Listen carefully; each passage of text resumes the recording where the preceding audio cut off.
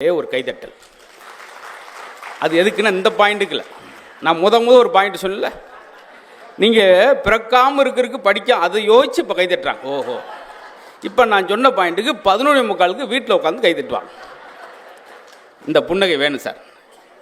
Sir, நாம் எப்பயுமே சந்தோஷமான இடத்துல இருக்க வேண்டும் என்று நினைப்பதை விட நாம் இருக்கிற இடத்தவே சந்தோஷமாக வச்சுக்கிற நினைக்கிறதாங்க இருக்கிறதுலே சிறந்த அறிவாளித்தனம்.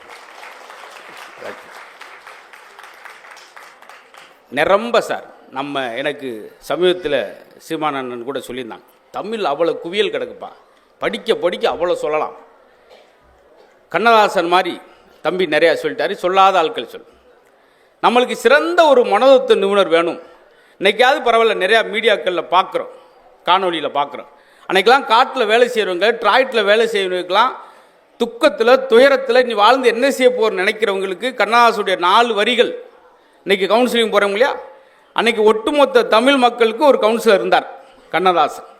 உலகம் 1000 சொல்லட்டுமே, உனக்கு நீதான் நீதிபதி, மனிதன் எதையோ பேசட்டுமே, ஓ மனசை பார்த்துக்க நல்லபடி. இப்படி வரிகளை சொல்லி ஆறுதல் படுத்திருக்கிறதாங்க. பார்த்தீங்களா, இந்த புத்தக திருவிழா உண்மையிலேயே எது வெறுமனே போவோம், ஒரு 10 பேர் இருப்பாங்க, ஏதோ ஒரு விஷயத்தை பேசுவோம், ஒரு துணுக்க பேசுவோம், ரசிப்போம், சிரிப்பும் இல்லாமல் உட்கார்ந்தது போக நின்று கொண்டு ரசிப்பது. நானும் நிறையா புத்தக திருவிழாவுக்கு போயிருக்கிறேன். அது திருவள்ளூரில் ரொம்ப சாத்தியம் பண்ணியிருக்கீங்க, உங்களுக்கெல்லாம் பெரிய பாராட்டுகள். இந்த மாதிரி செய்தியெல்லாம் ஊடகத்தில் கொண்டு வர ரொம்ப நல்ல பணிகள். ஏன்னா இன்றைக்கி நெகட்டிவான விஷயந்தான் வேகமாக பரவுது. பாசிட்டிவான விஷயமே தமிழறிவன் மணி பேசுகிறார், யாராவது கேட்குறீங்களா? சுகிசிவம் ஐயா அவர்கள் காணொலி அழகழகான விஷயம். ஏன் என்னுடைய அன்பு தம்பி அவ்வளோ விஷயங்களை படைக்கிறார், பார்க்குறோமா? கிடையாது. அதுவும் தாய்க்குழுங்க உங்களை தான் சொல்லும். நீங்கள் வேகமாக சமைக்கிறதெல்லாம் எதுக்கு? வீட்டுக்காருக்கு சாப்பிட்றக்கா? வேகமாக சமைச்சு ஸ்டேட்டஸ் வைக்கணும். நீங்கள் சமைச்சது ஸ்டேட்டஸ் வச்சா லைக்காக வருது, ஆனால் வாயில் வச்சா வாந்தியாக வருது. எனக்கு இன்ன வரைக்கும் அந்த குழப்பத்திலேருந்து என்னால் வெளியே வரவே முடியல. சார், புத்தகமும் புன்னகையும் சொல்லியிருக்கீங்களே, தனக்காக தான் குடும்பம் உண்டு, தனக்காக மட்டும் வாழ்பவர் இறந்து போயிட்டார்னா அவர் செத்தார்னு சொல்லுவாங்க. தனக்காக மட்டும் இல்லாமல் பிறருக்காகவும் குடும்பத்தையும் சமூகத்தையும் பார்க்குறவர் இறந்துட்டார்னா அவர் இறந்தார்னு சொல்லுவாங்க. தனக்காக தான் குடும்பத்துக்காக கூட இல்லாமல் பிறருக்காக மட்டுமே வாழக்கூடியவர் தான் காலமானார்னு வாங்க. 3 காலம், கடந்த காலம், நிகழ்காலம், வருங்காலம். நீங்கள் நினைக்கலாம், இத்தனை மணிக்கு இந்த பாடம் நான் எடுக்க வேண்டிய அவசியம் வேணுமா? வந்தேன்னா குருவி ஜோக்கு 3 சொல்லுங்கள், டாக்டர் ஜோக்கு ஒரு 4 சொல்லுங்கள், குந்து நாப்பில் வண்டி ஏறி மதுரை பக்கம் போங்க அப்படின்ட்டு இருக்கக்கூடாது. சில விஷயங்கள் நாங்கள், ஏன்னா எங்கிட்ட நீங்கள் நகைச்சுவை எதிர்பார்க்குறப்ப அதுக்கு இடையில இந்த குழந்தையெல்லாம் மருந்து சாப்பிடாம ரொம்ப அடம் பிடிப்பான். அவனுக்கு என்ன செய்வாங்கன்னா அப்படி கருப்பட்டியை கலந்து கொடுப்பாங்க, வாழைப்பழத்துக்குள்ளே மாத்திரை வச்சு கொடுப்பாங்க. அது மாதிரி இந்த நகைச்சுவைகளில் ஏதாவது ஒரு விஷயத்தை உங்களுக்கு சொல்லணுன்றது தான் எங்களுடைய பெரிய ஆசை. ஆக வெறுமனே வெளியிருந்து பார்க்குறவங்க தெரியும், என்ன சிரிக்கிறனால என்னங்க அது என்ன வெட்டி நேரத்தை வேஸ்ட் பண்ணுறாங்க அப்படி சொல்கிறாள் தாங்க ஆபத்து. குட் ஃபீலிங் சொல்லக்கூடிய பாசிட்டிவான எண்ணங்களை உருவாக்கக்கூடிய 4 ஹார்மோன்கள் சுரப்பது சிரிப்பதன் மூலம் மட்டுமே. எண்டோர்பின் ஒரு அமிலம், செரோட்டின், இன்னும் 2 அமிலம் இருக்குது. ஏன்னா நம்ம பாட்டுக்கு எதாவது ஒன்று சொல்லி அதை யூடியூப்பில் இன்றைக்கி அதை இப்போ நான் 3/4 மணி நேரம் தம்பி 3/4 மணி நேரம் பேசினது யாரும் பாசிட்டிவாக போட மாட்டாங்க. அது ஏதாவது ஒரு சின்ன பிழை வந்திருக்கும். மேடையில் செய்த காரியத்தை பார்த்தீர்களா, பார்த்தீங்களா? இப்படி தான் இருக்குது. அதனால தான் எங்கே பார்த்தாலும் நேர்மறை, இந்த 2026வே நேர்மறை எண்ணத்தோடு நம்ம தொடங்கணும் சார், பாசிட்டிவாக. எனக்கு ஆச்சரியம், இந்த கொரோனா டயத்தில் எல்லாரும் என்ன ஒரு 2 வருஷம் பொழப்பு கெடுத்துச்சு சார், கொரோனா வந்து அசவா இப்படியே பேசுகிறோமே, அதை யாராவது பாசிட்டிவாக எடுத்தோமா சார்? கொரோனாவில் கணவன் மனைவி பேசிக்கிறதுக்கு ஒரு வாய்ப்பு இப்படி தான் உருவாக்கணும். நெகட்டிவ்குள்ளேருந்து ஒரு பாசிட்டிவ் உருவாக்கணும் சார். குழந்தை என்ன படிக்கிறான்னு தெரிஞ்சுக்கிறதுக்கு அவன் ஒரு டிராயிங் வரைஞ்சிட்டு நிற்பான் சார். 2-3 நாள் அப்பாட்ட காமிக்கன்னு சொல்லி அழகான ஒரு டிராயிங் வரைஞ்சிட்டு நான் ஃபஸ்ட்டு ப்ரைஸ் வாங்கினேன் டாடின்னு கேட்க வருவேன். ஒரு ஃபோனில் பேசிக்கிட்டு ஒரு கையில் வாங்கி நல்லா இருக்கு அப்படின்றார். அந்த குழந்தை உணர்வுக்கும் தம்பி சொன்ன மாதிரி உணர்வுக்கும் மரியாதை கொடுங்கள். குழந்தைகள் தினம் வருஷத்துக்கு ஒரு நாள் கொண்டாடாதீர்கள், குழந்தைகளை தினம் தினம் கொண்டாடுங்கள். எடிசன் அவங்க அம்மா ஸ்கூலில் சேர்த்து விட்டோடனே அவனை ஒரு 4-5 நாள் பார்த்துட்டு அந்த வாத்தியார் என்ன செஞ்சா தெரியுமா, இவனை தேர்த்த முடியாதுன்னு சொல்லி ஒரு பேப்பரில் எதற்கும் லாயக்கற்றவன் இவர் ஒரு முட்டாள், இவனுக்கு சொல்லித்தர முடியாது அப்படின்னு ஒரு பேப்பர் எழுதி உங்கள் அம்மாட்ட கொடுத்துறான். அம்மா என்னம்மா எழுதியிருக்காங்க சார் என்ன எழுதியிருக்காங்க அதை பார்த்துட்டு சொல்ல முடியுமா? நீ ஒரு முட்டாள்ரா, உனக்கு எதுவுமே வராது, இவனை படிக்க வைக்க முடியாதுன்னு எழுதியிருக்கான்னு சொல்ல முடியுமா? அதுதான் அம்மா, அதான் பாசிட்டிவிட்டி. தம்பி நீ பெரிய அறிவாளியாமடா, உனக்கு பாடம் சொல்லித்தருக்கு வாத்தியாருக்கு அறிவில்லையாமடா அப்படி சொல்லிட்டு அந்த பேப்பரை ஒரு புத்தகத்தில் வச்சுட்டாங்க. அவனுடைய எளிய நடையிலே அவங்க அம்மா சின்ன சின்னதாக, அவன் நெடிசன் வந்து நிறைய கேள்வி கேட்டுக்கிட்டே இருப்பார். ஏம்மா எதுக்கு அந்த கோழி போய் அந்த முட்டையில் படுத்துருக்கு கேட்டுக்கிட்டே இருப்பார் கேள்வியா. சின்ன சின்னதாக அம்மா தனக்கானதாக சொல்லி சொல்லி கொடுத்ததுனால தான் உலகத்தில் இப்படி ஒரு விஞ்ஞானி 1200 கண்டுபிடிப்புல கண்டுபிடிச்ச ஒரு விஞ்ஞானி இருக்கான்னா அது எடிசன் சார். அந்த வார்த்தை அவன் காதில் கேட்டோன்னா அது உருவாக்கி இருக்குமா? அந்த வீடு காலி பண்ணும்போது அந்த பேப்பரை அந்த எடுக்கும்போது அந்த பேப்பர் எடுத்து பார்க்குறான், எதற்கு லாய்க்கற்ற முட்டாள் அப்படின்ற அந்த பேப்பர் இருக்குது, அதை பார்க்குறாரு. பார்த்தீங்களா அம்மா எப்படி நம்மளை பாசிட்டிவாக வளர்த்துருக்காங்க. குழந்தைய கூட அப்படி தான் வளர்க்கணும். நான் ஒரு வார்த்தை அந்த பார்த்தீங்களா இங்கே முன்னுக்கே இருக்காங்க 2 பேரும் மருத்துவர். தம்பி சொன்னார் இல்லையா, 2 பேரும் மருத்துவர், தான் குழந்தையும் மருத்துவர் அப்படின்ற எண்ணம் இல்லாமல் அவனுக்கு ஒரு புதுமையான அழகான பெயரை வைத்து இந்த கெட்ட போட்டு கொண்டு வந்து உட்கார வச்சுருக்காங்களா, பெரிய முன்னோடி. அந்த பெற்றோர்களை பெருசாக வணங்குகிறேன், பாராட்டு. ஒரு குழந்தை பிறக்கும்போது குழந்தை பிறக்கிறதுக்காக ஒரு அம்மா அழலாம், பிறந்த பின்னாடி அவனை நினச்சி ஒரு அம்மா அழக்கூடாது. அதுக்கு தான் இந்த சம்பவங்களை சொன்னேன். ஏன்னா பசங்க இன்றைக்கி ரொம்ப அறிவாளின்னு சொல்கிறேன். பார்த்தீங்களா, நியூட்டனை பற்றி வாத்தியார் பாடம் நடத்துகிறார். நியூட்டன் வந்து ஒரு ஆப்பிள் மரத்துக்குள்ள படுத்திருந்தார். அப்போ ஒரு ஆப்பிள் மரம் மரத்துலேருந்து விழுந்துருச்சு. அதை எடுத்துகிட்டு பார்த்தார், என்ன மேலேருந்து கீழே விழுது. அப்போ பூமிக்கு புவியீர்ப்பு விசை இருக்குது என்று நியூட்டன் ஒரு விதியை கண்டுபிடிச்சார். அதுதான் நியூட்டனின் 3ஆம் விதி. கீழே ஒருத்தன் ஆப்பிள் பழம் விழுந்தனால நியூட்டனின் 3ஆம் விதி உருவாச்சு. இதே பலாப்பழம் விழுந்தால் அவர் விதி முடிஞ்சிருக்கும், நம்மளாவது நிம்மதியாக இருந்திருக்கலாம். பார்த்தீங்களா, இப்படி சார் இந்த மாதிரி பசங்க ஜாலியாக இருக்கலாம் சார், அதே ஜோலியாக இருக்கக்கூடாது. இன்னொரு சம்பவம் தான் இங்கே நடந்துச்சு. ஒரு வட இந்திய கருப்பையில் நம்ம பையன் என்ன செஞ்சான்னு. இதெல்லாம் எதனால் சார்? ஹிட்லர் ரொம்ப அழகான பையன் சார், நல்ல பையன்தான். ஆனால் வளர்க்கப்பட்ட விதம், அவங்க அப்பா எனி டைம் மது போதிலே இருக்கிறவர், கடுமையான வார்த்தையை சொல்கிறவர். நல்ல ஓவியம் வரையக்கூடிய ஹிட்லர் எப்படி அப்படி மாறினான்னா தான் தந்தை. அதுதான் எப்போதும் குழந்தைகள் கெட்ட வார்த்தை பேசுவதில்லை, அது பெற்றோர் கேட்ட வார்த்தையை பேசுகிறதுன்னு ஒரு வாசம் சொன்னேன். நேர்மறை என்னன்னு ஒரு வார்த்தை சொன்னேன் சார். ஒன்று நல்லா பாருங்கள், தியாகராஜர் பாபு மாதிரி ஒரு பெரிய தமிழகத்தின் முதல் சூப்பர் ஸ்டார், தங்கத்தட்டில் சாப்பிட்டார். நிறைய விஷயம் அவரை பற்றி நீங்கள் நிறைய கேட்டிருப்பீங்க. இந்த நெகட்டிவாக பேசுகிறதுனால என்ன விளைவு, இந்த வார்த்தைக்கு என்ன வலிமை இருக்குது அப்படின்றக்காக சொல்லுவாங்க. காலைல 10 மணிக்கு ஒரு ஷூட்டிங் சார், வால்மீகின்னு ஒரு படம். அந்த வால்மீகி படத்தோட கேரக்டர் பார்த்தீங்கன்னா அவன் கெட்ட சிவன் ஜெயிலுக்கு போய் இப்படியே இருப்பான். அந்த கதை, அதனுடைய பூஜை நடக்குது. முதல் நாள் 10 மணிக்கு பூஜையில் அவர் பேசுகிற முதல் வசனம் தமிழ் சினிமாவின் முதல் சூப்பர் ஸ்டார் பேசின வசனம், நான் ஜெயிலுக்கு போக போகிறேன். அதே போல் 4 மணிக்கு ஜெயிலுக்கு போனார் சார். அதோடு அவர் சாம்ராஜ்யமே முடிஞ்சது. அந்த வார்த்தையுடைய வலிமையை பாருங்கள் சார். அதனால தான் அன்புக்குரிய பெற்றோர்களே, தாய் குலங்களே, உங்கள் குழந்தைகளே நீங்கள் ஒரு கோபத்தில் கூட விளங்காமல் போயிடுவேன், நாசமாக போயிடுற வார்த்தை நீங்கள் உதிர்க்கக்கூடாது. உங்களை அறியாமல் தாயிடம் ஒரு பெரிய சக்தி இருக்குது, வார்த்தைக்கு வலிமை இருக்குது என்பதை நீங்கள் ஞாபகம் வச்சுக்கிறணும். அதே போல் ராமசாமி அப்படின்னு சொல்லி, ராமசாமின்னு சொல்லி மிகச்சிறந்த பாடகர். அவரை வந்து ஒரு பாட்டு வலுக்கட்டாயமாக பாடினார். எல்லோரும் வேணாம்னு சொன்னாங்க, ப்ரொடியூசர்லாம். பாட மாட்டேன், இனி நான் பாட மாட்டேன்.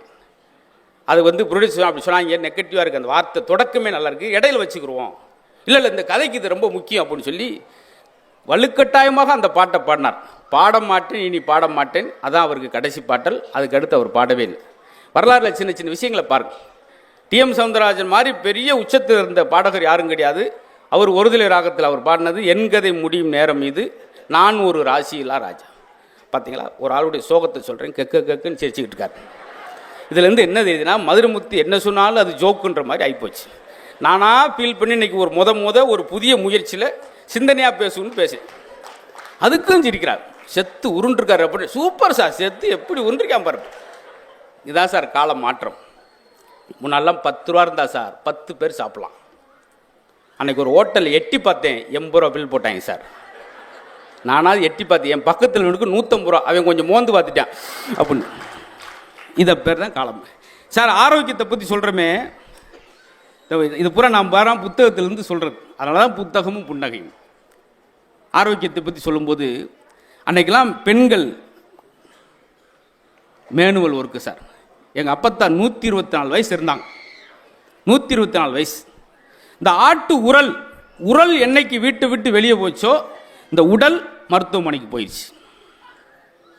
ரொம்ப நன்றி. இது மித்த ஊரில் கைதிட்டினாங்கன்னேன்னு சொல்லி நான் கேப்ப விட்டேன். நீங்கள் அதை விட பெரிய கேப்ப விட்டீங்க. அதனால தான் எல்லா இடத்துலையும் ஒரே மாதிரி எதிர்பார்க்கக்கூடாது.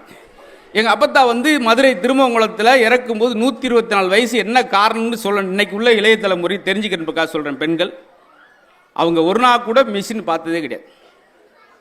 இந்த நீங்கள் வேக்கம் கிளீனர் ஏதோ சொல்கிறீங்களா, அது கிடையாது. காலைல 3:30 மணிக்கு ஒரு சின்ன அரடி விளக்கமாறு எடுப்பாங்க. கீழே குனிஞ்சு கூட்டிக்கிட்டே போனாங்கன்னா பக்கத்து தெருவுக்கு போயிடுவாங்க. அங்கே ஒருத்தன் சைக்கிள் ஏற்றிட்டு வந்து மறுபடியும் விட்டுட்டு போவேன். 5 ஆளுக்கு கிட்ட கூட்டிக்கிட்டே போய் பஸ் ஸ்டாண்டு பக்கம் போயிடுவாங்க. மறுபடியும் அவந்திக்கிட்டு வந்து விட்டு போவேன். ஏன்னு சொல்கிறேன்னா சார், வியர்வையை சேமிக்கிறவன் வியாதியை சேமிக்கிறான். 124 வயசுன்னு சொல்கிறோமே, எதனால் சார்? இந்த வேர்வை வெளியே வந்துக்கிட்டே இருக்கேன் சார். டாக்டர் சொல்கிறார்ல, நல்லா வேகமாக நடங்க. இக்கிகாய் அப்படின்றது மிகச்சிறந்த ஒரு புத்தகம் சார், ஜப்பானிய புத்தகம். சிறந்த சுய முன்னேற்றத்துக்கான புத்தகம் அதான். எல்லா நாட்டுகளுக்கும் ரொம்ப பிரசித்தி பெற்ற இக்கிகாய்ன்ற ஒரு புத்தகம். அதில் தான் 94 வயசு வரைக்கும் ஒரு தீவில் ஆரோக்கியமாக இருக்காங்க. 70 வயசில் குழந்தை பெற்றுக்கிறாங்க. அதுக்கு காரணம் என்னன்னா, ஜப்பானியர் நடக்க மாட்டான். நடக்காமல் கொஞ்சம் வேகமாக ஓடுவேன். நீங்கள் பாருங்கள், நாட்டில் ட்ரெயின் கூட போய் நடந்துக்கிட்டே இருப்பான் வேகமாக. இதைத்தான் மருத்துவர் என்கிட்ட சொன்னது. 3/4 மணி நேரம் போங்க முத்து, ஸ்பீடாக நடங்க, கையை வீசி வீசி நடங்க, பக்கத்தில் செல்போன் பேசக்கூடாது. இதுதான் ஒரு வாக்கிங்கான அழகு. 3/4 மணி நேரம் முடிஞ்சோன்னா 10,000 அடி சட்டையை கழுத்தி புளியணும், வேர்க்கணும். இதுதான் வாக்கிங். ஆனால் நம்மால் இன்றைக்கி என்ன செய்யறான்?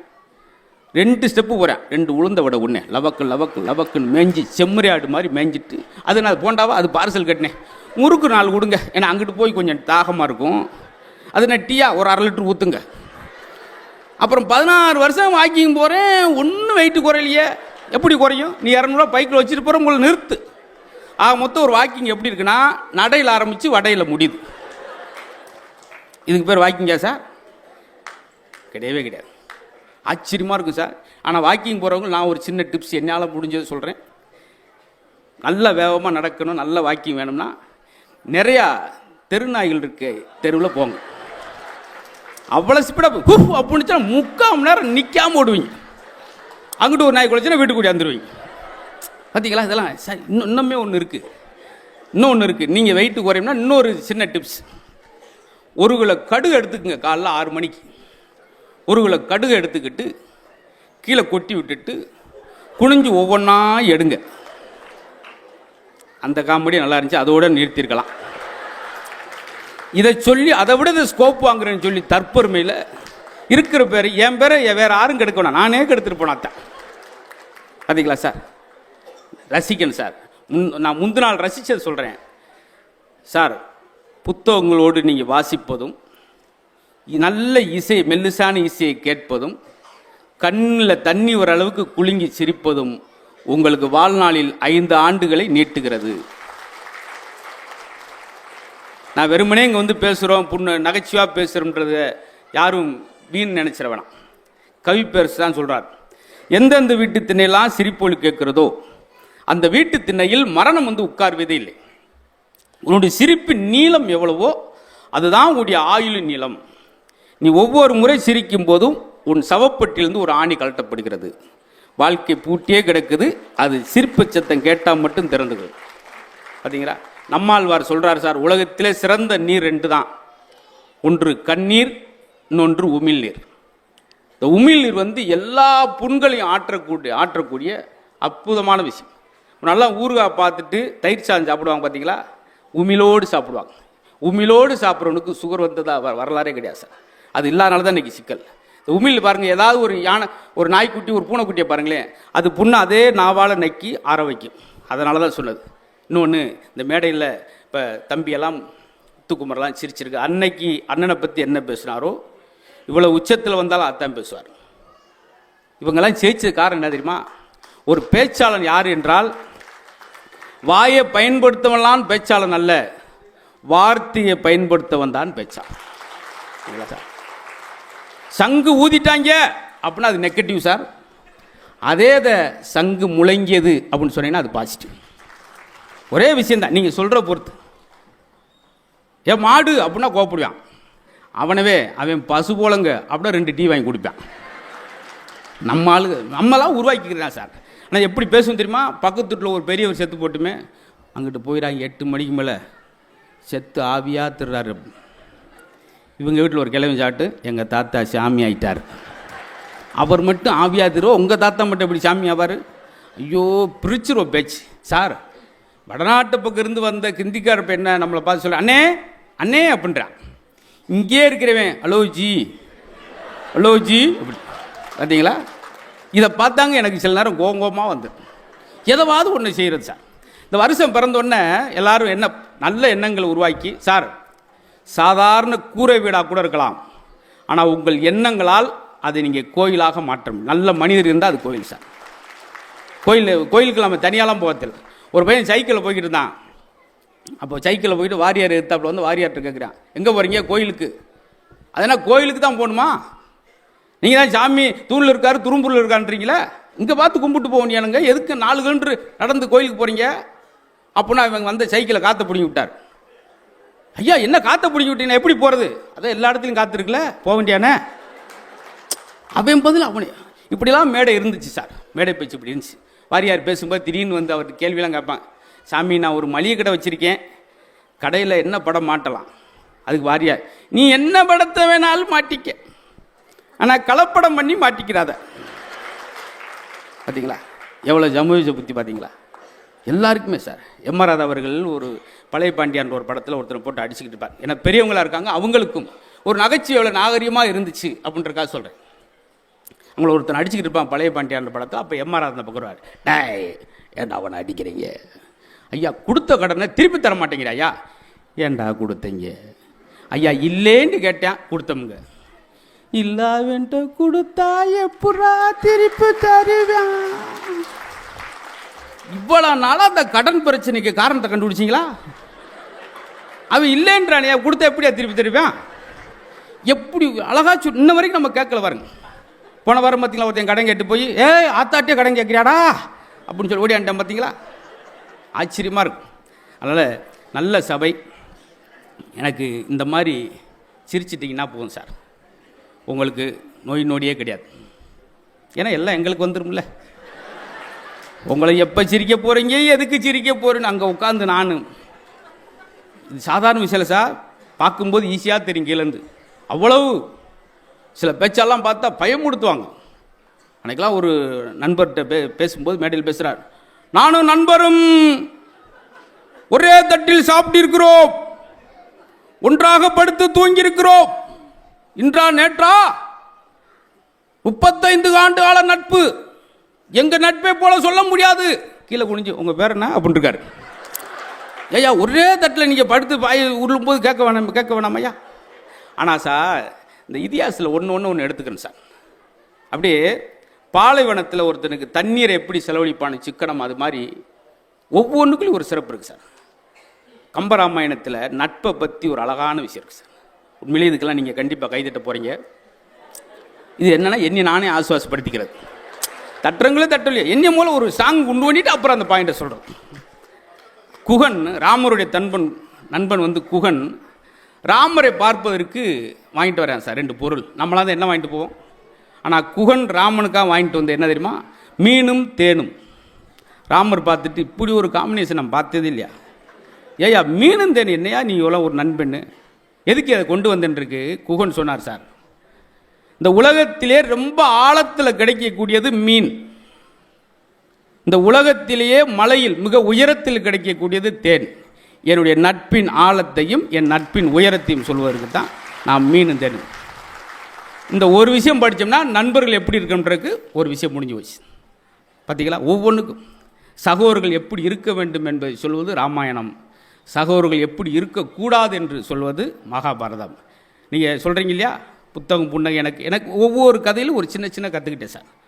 துரோணாச்சாரியார் தான் வில்வித்தையில் பெரிய ஜாம்பவான்.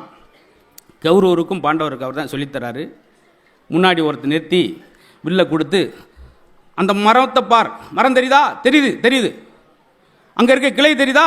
தெரியுது சாமி. அங்கே இருக்கிற கிளி தெரியுதா? தெரியுது குருவே, தெரியுது. ஒன்றும் தெரியுதுன்றான். கிளியோட கழுத்து தெரிகிறதா? தெரியுது குருவே, தெரியுது. அப்போ அம்பை இழுத்து விடுறான். கிளி ஒருக்கு 3 கிலோமீட்டர் கிட்ட போதும். அடுத்து வர்றார், கேட்குறார் அதே துறநாச்சார், மரம் தெரிகிறதா? தெரியல குருவே. சுற்றி இருக்கலாம் சந்தோஷம், போச்சுடா இனி நம்ம தான் வின்னர். கிளை தெரியுதா? தெரியல. ஆத்தாடி இவன் வில்லு விட்டு. அங்கே இருக்கிற கிளி தெரியுதா? இவன் இன்னும் அவ்வளோதான். கிளியோட கழுத்து தெரிகிறதா? தெரிகிறது. அம்பை விட்டான். கிளி 2ஆக போச்சு. அவனுக்கு வேறு எதுவும் தெரியல சார், கிளியோட கழுத்து மட்டும்தான் தெரியுச்சு. இதுதான் நோக்கம். உன்னுடைய நோக்கம் எதுவாக இருக்கிறோ அதில் தான். இதை நான் படித்த பின்னாடி தான் சார் மிகச்சிறந்த சிங்கமாக இருந்தால் கூட ஒரே நேரத்தில் 2 மானை விரட்டுச்சுன்னா ஒன்றையுமே பிடிக்க முடியாது. நோக்கம் ஒன்றாக இருக்க வேண்டும் என்பதை படித்த பின்னாடி எனக்கு இதன் மேலே வரும். இப்படி ஒரு சின்ன சின்ன கதை நம்மளை மாற்று சார். ரஸ்கின் எழுதிய புத்தகம் தான் மகாத்மா காந்தியை உருவாக்கியது. அன்னை தெரசா, இந்த இந்தியாவே கொண்டாடுற அன்னை தெரசாவை உருவாக்கியது ஒரு புத்தகம் கிடையாது சார். ஒரு புத்தகத்திலோட ஒத்த வார்த்தை தான் இந்த உலகத்துக்கு அன்னை தெரசாவை தந்தது. ஒரு ட்ரெயினில் படிச்சுக்கிட்டு போகிறப்போ ஒரு வாசகத்தை படிக்கிறாங்க. இந்த பூமியில் நீ பிறந்ததற்கான கூலி தான் நீ பிறருக்கு செய்யும் சேவை. இந்த ஒத்த வாசகம் அன்னை தெரசா உருவாக்கி. அப்போ மாணவர்கள் யோசிச்சு பாருங்களேன் சார், ஒரு வாசகம் ஒரு ஆளை உருவாக்குன மாதிரி இந்த மாணவர்களுக்கு எவ்வளோ விஷயம். என்னை கேட்பாங்க பார்த்தீங்களா, தம்பி சொன்னார்ல அசத்த பேரில் பார்த்தேன், 200 வாரங்கள் தொடர்ச்சியாக பேச நான் தான் முதல்ல பேசணும், தப்பி தேறி முதல் எபிசோடு ஏதாவது உளறிட்டேன்னா அந்த எபிசோடே எண்ணிட்டு தான் வேஸ்ட்டாக போச்சு சொல்லிடுவாங்க. அந்த வாசிப்பு இன்றைக்கி நான் நின்று பேசுகிறேன் பார்த்தீங்களா, அதுக்கு காரணம் அவ்வளோ வாசி. இப்போ மாதிரி அப்போ காணொலி கிடையாது, யூடியூப் கிடையாது, யூடியூப்பில் பார்த்தெல்லாம் பேச முடியாது. அப்படி ஒரு கஷ்டம். அன்றைக்கெலாம் என்னடா நம்மளை எல்லா வாரமும் பேச வைக்கிறாங்களே ஒரு சலிப்பாக இருந்துச்சு. ஆனால் அந்த உழைப்பு, அந்த கஷ்டம், எவன் ஒருவன் புண்பட்டவனோ அவன் தான் பண்பட்டவனாக மாற முடியும் அப்படின்றதுக்கு துளையை தாங்குகிற மூங்கில் தான் புல்லாங்குழலாக மாறும். ஒவ்வொரு ஓட்டையாக போன தட்டிக்கு அமைதியாக இருக்கும். அவசரப்பட்டு உடஞ்சின்னா விறகுக்கு போயிடும். உளியோட வலியை தாங்குகிற கற்கள் தான் ஆலயத்துக்குள்ளே கோயிலாக கருவறைக்குள்ளே போகும். உடஞ்சி போகிறது இங்கே போயிடும் மாதிரி. எங்கள் அப்பா இருக்கும்போதே கணக்கு வாத்தியார் என்னை அடிச்சிட்டார். எங்கள் அப்பா என்னை இது வரைக்கும் அடித்தார், அவருக்கே சங்கடம். ஆனால் வாத்தியார் அடித்தாருன்னு நாங்கள் அன்றைக்கி வருத்தப்பட்டோம். அந்த ஒவ்வொரு அடியும் தான் இன்றைக்கி நின்று ஒரு இதில் சிறப்பு விருந்து நான் கூப்பிட்றதுக்கு வந்திருக்கு பார்த்தீங்களா. ஆனால் இன்றைக்குள்ள மாணவருக்கு அது ஒரு அவமானமாக நினைக்கிறாங்க பார்த்துருக்கீங்களா. அதுவும் இங்கே தான் நடந்துச்சு. அதையும் கூட அந்த கதையும் சொல்லிடுறேன். ஒரு பிடி வாத்தியார் திட்டான்றக்கா அவங்க அப்பாவுக்கு ஃபோன் பண்ணி அந்த ஆசிரியரை பஸ் ஸ்டாண்ட்லேயே அடித்த சம்பவம் இங்கே தான் நடந்துச்சு திருவள்ளூரில். இப்படி இந்த புத்தக திருவிழா இன்னும் இதோடு இல்லாமல் இந்த அரங்கம் போதான்ற அளவுக்கு இன்னும் மக்கள் வரணும் சார். வந்து இந்த அருமையான தம்பி இளம் வயதில் வெற்றியாளர், வேறு ஒன்றும் ரோல் மாடலுக்கு காரல் மார்க்ஸே பாருங்கள், லெனினே பாருங்கள், சாக்ரடிஸை பாருங்கள், மேடையில் இருக்கிறவே பாருங்கள் அவங்க எப்படி இருந்து. ஒரு குட்டி கிராமத்தில் கல்லன்ற ஒரு பகுதியில் சாதித்து தொடுற துறை பூரா அந்த பேச்சாற்றல் பார்த்தீங்களா, அவ்வளோ வாசிப்பு சார்.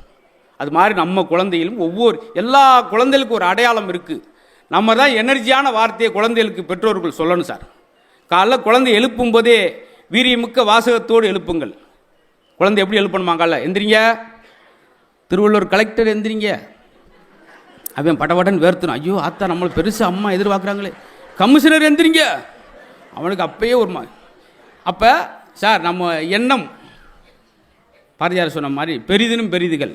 நீ இன்ஜினியர் ஆகும் நினைச்சாதான் கொத்தனார் வேலைக்காவது போக முடியும். எடுத்தோடனே கொத்தனார்னா சித்தால் போய் சீரஞ்சி எடுக்க வேண்டியதான். இருக்கோ இல்லை பெருசாக உன்னை கேளுங்க. அது மாதிரி குழந்தைய அப்படி கவர்னர் எந்திரிங்க, கமிஷன் எந்திரிங்க சொல்லணும். அவனுக்கு ஒரு நம்பிக்கை, ஐயோ அம்மா பெருசாக எதிர்பார்க்குறாங்க. ஆனால் நம்ம காலைல குழந்தை எப்படி எழுப்புகிறோம்? எந்திரி எருமை, ஆட்டோ 1/2 மணி நேரம் ஆச்சு, அவன் எருமை மாதிரியே தான் இருப்பான். எனக்கு இந்த மாணவர்கள் ஏன் பிடிக்கும்னா சார், நாங்கள் படிக்கும்போது 8 கொஸ்டின் கொடுத்து 5க்கு ஆன்சர் எழுதுனா முழிப்போம். ஆனால் இன்னைக்குள்ள பசங்க 8யுமே எழுதுறான் சார். ரைட்டோ தப்போ எழுதுறான் பார்த்தீங்களா, அதவே பாராட்டணும். சாய்ஸில் விட மாட்டேங்கிறான். கடல் அரிப்பை தடுக்க நாம் என்ன செய்ய வேண்டும்? லேசாக சொரிஞ்சு விட வேண்டும். பார்த்தீங்களா, அதை ஒரு சாய்ஸில் விடல. இல்லை சார், ஏதோ ஒன்று ஃபில் பண்ணுறல்ல. நம்ம படிக்கும்போதெல்லாம் 1 மார்க் கொஸ்டினுக்கு 1 வரி தான் எழுதுவோம். ஆனால் இன்னைக்கு 1 வேர்டுக்கே 13 எழுதுறவனா இருக்கியா சார்? கஸ்தூரிபாய் குறிப்பு அவன் வாங்கி பார்த்தேன், ஒன்றுமே தெரில, குறிச்சிருவோம். காந்தி மனை நோட்டை 1 மார்க் கிடச்சிரும். ஆனால் அவனாக ஒரு பாயை உருவாக்கிட்டான், கஸ்தூரி பாய். இது ரொம்ப அகலமான பாய். இந்த பாய் எடுத்துகிட்டு போய் மெத்தில் விரித்து எல்லோரும் உட்காந்து தூங்கலாம், நடு வீட்டில் விரித்து எல்லோரும் சாப்பிடலாம், இந்த பாயை 2ஆ கிழிச்சு 2 வீட்டுக்கு கொடுக்கலாம். அவர் சட்டையை கிழிச்சிட்டார். என்னப்பா கிழிச்சுக்கிட்டே போகிறேன், அடுத்த பக்கத்தை திரும்ப அங்கிட்டு ஆரம்பிக்கிறான். கஸ்தூரி பாயின் வகைகள்: ஒலப்பாய், தார்பாய், நார்பாய், office boy, school boy, room boy. அவருக்கு படபடன்னு வேர்த்து 2 குளுக்கோஸ் ஏற்றிட்டு வந்து உட்காந்துருக்காரு. ஐயோ, இன்னைக்கு கொல்லாம விட மாட்டேன் போலையே, இவன் என்னதான்டா சொல்ல வர்றான்னு சொல்லி அடுத்த பக்கத்தை திருப்புற அங்கிட்டு ஆரம்பிக்கிறான். கஸ்தூரி பாய் வாஜ்பாயை விட பெரியது. 4 மாத்திரை போட்டுட்டு கெச்சம் கடிச்சார். சார், நான் வேலையை ரிசைன் பண்ணிக்கிறேன், எங்கேயாவது விருதுநர் பஸ் ஸ்டாண்டில் போய் வெள்ளரி பிஞ்சு இழந்தப்பழ வியாபாரம் பார்த்து பொழைச்சிக்கிறேன், இப்படி ஒரு பொழப்பு எனக்கு தேவையில்லை சார். என்னய்யா 15 வக்கு எழுதியிருக்கா சார், ஒன்று எடுக்கு. அவர் அங்கிட்டு இருந்து போனை கட் பண்ணியா, உனக்கு அது 15 வக்கு எழுதியிருக்கான், பெரும்படு, எனக்கு ஒரே வேலை என்னையை குழப்பிருக்கா ஐயா. என்ன சார், கஸ்தூரி பாய் இல்லை கேள் அப்படின்னு ஓட்டிருக்கேன். நான் யார்கிட்ட போயா கேட்பேன், ஏயா வத்திரிச்சல் கலப்புற. பார்த்தீங்களா, இதை நம்ம சிரிக்கிறோம், பாராட்டன்ல. இவன் தான் சார் பெரிய படைப்பாளி. அவர்தான் ஒரு சீரியல் 15 வருஷத்துக்கு எடுக்கிறாங்க பார்த்தீங்களா, அது இவன் தான். ஆச்சரியமா இருக்கும். ஒரு சீரியல் கதை முடியவே இல்லை, டைரக்டர் எவ்வளோ சொல்லி பார்த்தாங்க, சார் முடிங்க சார், முடிங்க சார், என் பேரெல்லாம் பெரியவனா வந்து கேட்குறேன் சார், கதையை முடியும். டைரக்டர் முடிக்கவே இல்லை, கடைசியில் டைரக்டரே முடிச்சிட்டாங்க. போடா நீ வசப்பட மாட்டடா, நீ நானும் சொல்லி பார்த்துட்டோம்டா அப்படி. பார்த்தீங்களா, இதா சார் குழந்தை செல்வம். குழந்தையில பென்ட்ரைவ் மாதிரி வைக்காங்க. பென்ட்ரைவ் என்ன செய்யுது, காப்பி பண்ணி பேஸ்ட் பண்ணும். குருட்டு மனப்பாடம் பண்ணி வளர்கிற குழந்தைய விட சுயம்பா எழுதுகிற குழந்தைகளும் சாதிப்பான். நாங்கள் படிக்கும்போலாம் தமிழ் கொஸ்டினாக ரெகுலராக ஒரு கொஸ்டின், செய்வனை என்றால் என்ன, சேப்பாட்டுவன். அதுக்கு ஒருத்தர் ஆன்சர் எழுதுனான். 3 மாதம் அந்த பேப்பரை திருத்தன வாத்தியார் ஐசுவாடில் படுத்துட்டார். படித்ததுக்கே எழுதியிருக்கான், செய்வனை என்பது நம்மளுடைய பரம்பரை எதிரிகளுக்கோ அல்லது ஜென்ம விரோதிகளுக்கோ கைகால்கள் விளங்காமல் போக வேண்டும் என்று நாம் கோடாங்கியும் சோசியரையும் கூட்டு வந்து எலுமிச்சம்பழம் கோழி முட்டை பொம்மையில் வைத்து சுடுகாட்டில் உட்கார்ந்து நாம் செய்வதான் செய்வினை. உதாரணத்திற்கு எங்கள் பெரியப்பா எங்களுக்கு செய்துள்ளார். ஏன்னா உதாரணத்துக்கு ஒரு மார்க் இருக்குது. இவ்வளோ விஷயம் இருக்குது பார்த்தீங்களா சார். இதெல்லாம் எதுக்கு சொல்கிறேன்னா, எதுக்கோ சொல்கிறேன் நினைக்காங்க. இப்போ உங்களை வந்து ஒரு சாக்கு நிறையா ஒரு 40 மரக்கார் நெல்லை போடும்போது அதுக்கடுத்து போட முடியாது. அப்போ அது ஒரு குழுக்குனா கொஞ்சம் ஸ்பேஸ் கிடைக்கும். அது மாதிரி நீங்கள் சிரிக்கும்போது உங்கள் கவலையெல்லாம் வெளியே போகணும் சார். அதுக்காகத்தான். ஏன்னா மனசு விட்டு உண்மையாக 1 நிமிஷம் சிரிச்சா டாக்டர் சொல்கிறதான் ஒரு சொல் ரத்தம் ஊறும். இப்போ 1 மணி நேரம் சிரிச்சிருக்கீங்க, ரத்தம் கோப்போன்னு ஊறி காது வழியாக மூக்கு வழியாக ஒழுகுனாலும் ஒழுகும். இதெல்லாம் இருக்கட்டும் சார், நான் சொல்ல வந்த விஷயம் தான். வீல் சேரில் வாழ்க்கை தொடங்குது. குழந்தையாக இருக்கும்போது பாருங்கள், அப்படி வீல் சேரில் வச்சு கொண்டு வரோம். வீல் சேரில் குழந்தை வாழ்க்கை தொடங்குது. 80 வயசில் அதே வீல் சேரில் வச்சு அவரை கொண்டு வரோம். அப்போ வீல் சேரில் தொடங்குகிற வாழ்க்கை வீல் சேர்லேயே முடியுது. இடையில இந்த 40 வருஷம் எதுக்கு வீல் கத்துறீங்க, அதை மகிழ்ச்சியாக கொண்டாடுங்க. புத்தர் ஒருத்தனை பார்த்து கேட்டார், அவர் சீடனை பார்த்து, உனக்கு என்ன வயசாகுது? ஐயா 23. உன்னை பார்த்தா 73 மாதிரி தெரியுது, நீ 23 என்கிறாயே. இல்லை, நான் மகிழ்ச்சியாகவும் சந்தோஷமாகவும் வாழ்ந்த ஆண்டு 23, அதுதான் நான் வாழ்ந்த வாழ்க்கையாக உணர்கிறேன். அப்படிங்களா? ஒரே விஷயம், ஒரு ஆளுக்கு கஷ்டமாக இருக்குது, ஒரு ஆளுக்கு சிரமமாக இருக்குது சார். திருச்செந்தூர் கடற்கரையில் 2 சாமியார் சந்திக்கிறாங்க. சுவாமி வணக்கம் சுவாமி. பதிலுக்கு அவரும் சுவாமி வணக்கம். தாங்கள் எப்படி சுவாமியாக மாறினீர்கள்? அது பெரிய வேடிக்கை, கூறுங்களேன் ரசிப்போம். இளம் வயதில் கலாகலா என்று ஒரு பெண்ணை விரும்பினேன். காதல் கைகூடவில்லை, சாமியாராய் விட்டேன்.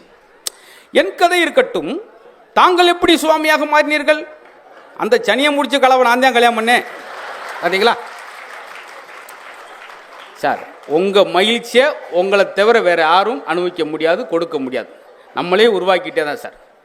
சார், அசையும் சொத்தாக இருந்தாலும் அது அசையாத சொத்தாக இருந்தாலும் இந்த உடம்பு அசைகிற வரைக்கும் தான் சார் அந்த சொத்து நம்மளுக்கு. அதை வச்சுக்கிட்டு நம்ம ஒவ்வொரு ஆளும் என்னென்ன பேசுகிறோம் பார்த்தீங்களா சார். ஒரு கோழி எப்படி சார் சொல்லுவோம், சார் என்ன வெட்டைக்கோழினே முட்டை கோழினே என்னே ஊற்ற தேவையில்லை, இளங்கு 3 கிலோ இருக்கும் முட்டை கோழி அப்படின்னு சொல்லி கோழி அறிமுகப்படுத்தணும். ஒரு ஆட்டுக்குட்டி எப்படி அறிமுகப்படுத்தும், ஏன்னா இளம் ஆடுனே 17 கிலோ, கொழுப்பே கிடையாது. மனுஷனை எப்படி அறிமுகப்படுத்துவோம்? என்ன முனியாண்டினே 53 கிலோண்ணே, நெஞ்செலும்பு நல்லா இருக்கும்னே, சுவரொட்டிலாம் சூப்பராக இருக்கும்னே, அப்படியா சொல்லி அறிமுகப்படுத்துவோம்? 6 அடி உயரம் இருந்தால் கூட சிரிக்காத மனுஷனை அவன் ஒரு உம்னா மூஞ்சிங்க. பாருங்களேன், எல்லா இடத்துலையும் மேடையில் அழகுக்காக வைக்கிறது பூக்களத்தான் வைக்கிறாங்க. எதுக்கு? ஏன் எல்லாருக்கும் பூக்களை பார்த்தோன்னு பிடிக்கிறா? சிரித்து கொண்டே இருப்பதனால் பூக்களை எல்லோருக்கும் பிடிக்கிறது. நீங்களும் சிரித்து கொண்டே இருங்கள், மக்கள் சிரிக்க வைக்கும் பாருங்கள். இந்த